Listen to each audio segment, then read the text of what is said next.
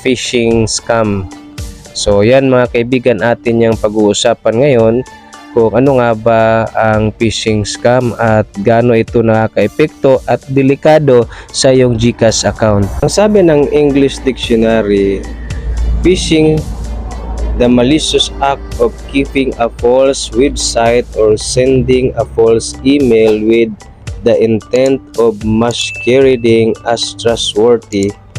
entity in order to acquire sensitive information such as usernames, passwords, and credit cards details.